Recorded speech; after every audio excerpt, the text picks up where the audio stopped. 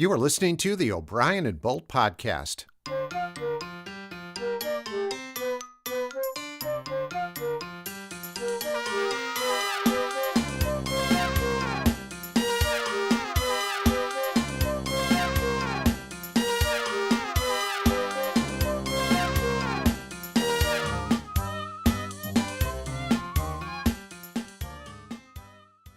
My guest today is a poet, Desmond Ratto. Desmond Ratto?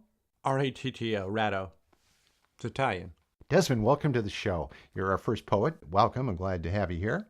Okay, I'm not sure what this is all about, but... Well, I just thought it'd be interesting to talk to an actual poet and see what it's like being a poet in this day and age. Well, you can talk to anybody, any time of day, anywhere, any place, and you're talking to a poet. The problem is a lot of people don't realize they're poets. They think they limit their creative experience by imposing self-imposed impositions, and they confine and restrict their own creativity by what they would requirements, I guess, in their own minds of what a poet is. And everybody is a poet. Wow. When did you You're first... a poet, I'm a poet. I am a poet? You know it? I did not know I'm that. a poet, and I know it. Now, when did you first realize... See my button? I'm a poet. I'm a poet. And I know So, it. hello, I'm a poet, and I know it. When did you first realize you were a poet?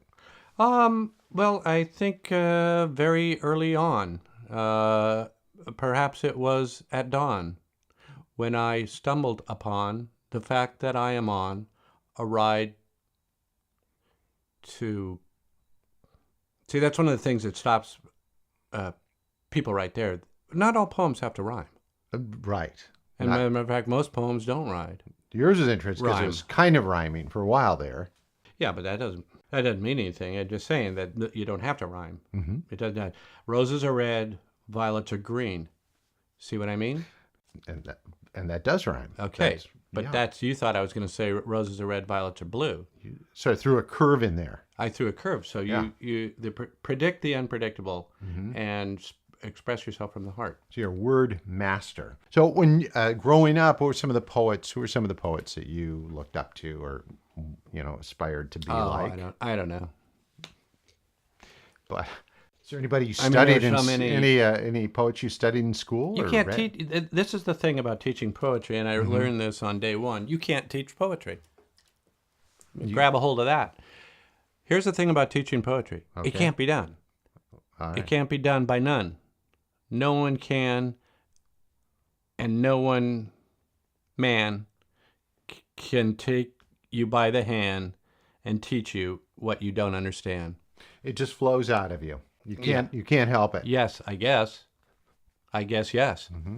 Do you have a favorite medium for poetry, for writing your poetry? Do you write in a... My favorite medium is when I perform spoken word at one of the local cafes or even on the sidewalk, or you have the Parkade here, which was a good place by the bus stop because people are waiting for their bus, and you recite one of your poems, and the look on their face, the astonishment, at first they're bewildered, I think. I mean, that's the read that I get. First they go, wow, what is this? And then there's this look of awe, and you can see them go through almost these stages of fear.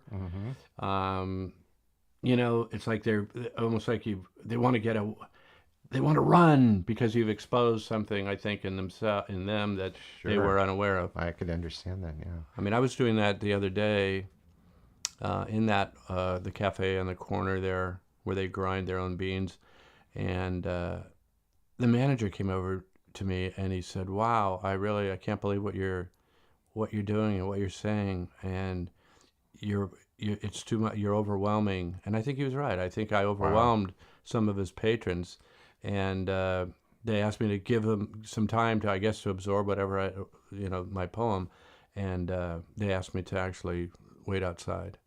Well, that's pretty powerful poetry. It's what I do. Yeah.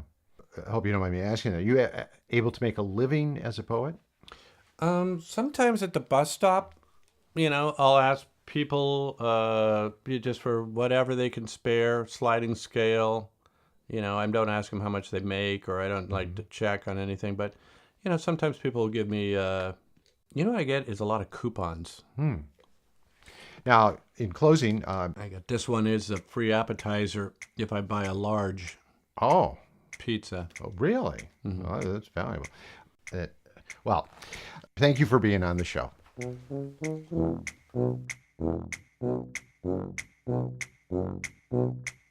You've been listening to O'Brien and Bolt, the podcast.